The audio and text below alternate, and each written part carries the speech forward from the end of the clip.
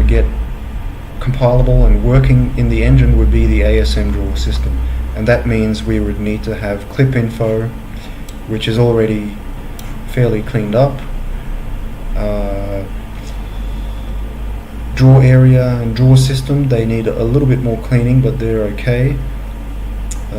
Oh, I forgot DIB, that needs a fair bit of cleaning. There's some annoying functions in there.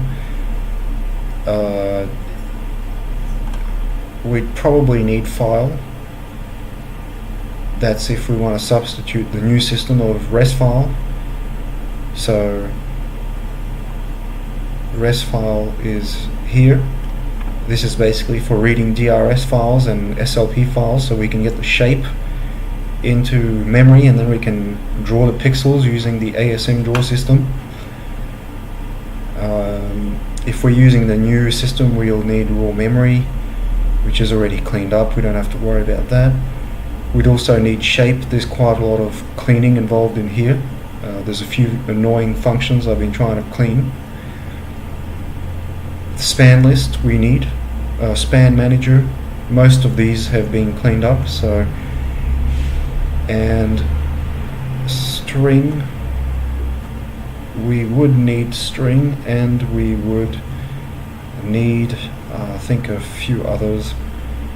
But yeah, so there's only about 10 or 15 files that we need included into a test program, and then we'll be able to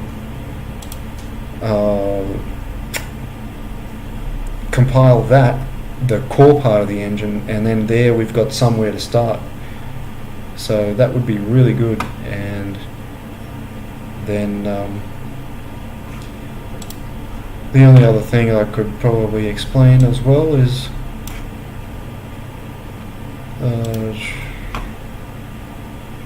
if you look at some of the functions, for example, the functions that are in charge of reading and writing certain files, there you've got the functions for writing the database. You've got this function here for the MGX files, and you can see that I've been using macros because some of the things were added using the version control system, and so all these macros I use because I try to distinguish between the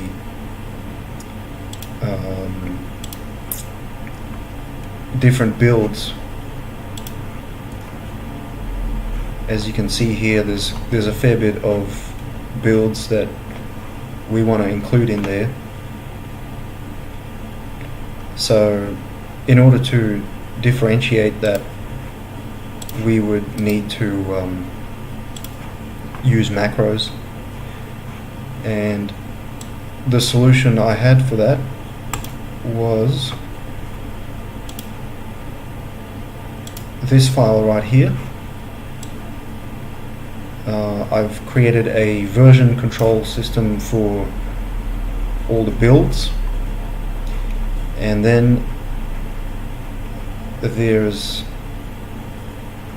the Conqueror's 1.0c build, which would have all of its settings. So this file right here would normally be enormous. It would contain heaps of macro declarations that define what needs to be included. So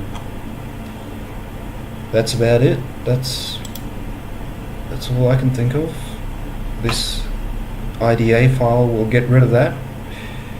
So that contains declarations from IDA. So once we've cleaned all the pseudocode, we can get rid of that file. The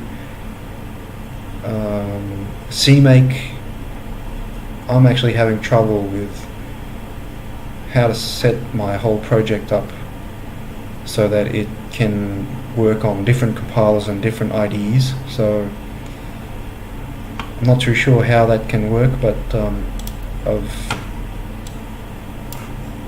I've got a very simple CMake file here. so we can have it working from Visual Studio to Sea Lion and so on, and DirectX files. These DirectX files are needed in the compiler folder. They are actually standard, but because they're so old, they're all legacy, we've had to include them. And talking about redoing the WX widgets, replacing the Win32 GUI wrapper with WX widgets, I thought of using Form Builder, and that way what we can do is create all the panels from WX Form Builder, and then we would have to rewrite all these panels here,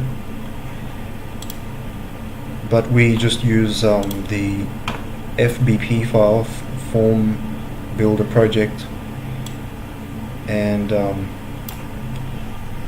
that would be a starting point to replacing the GUI.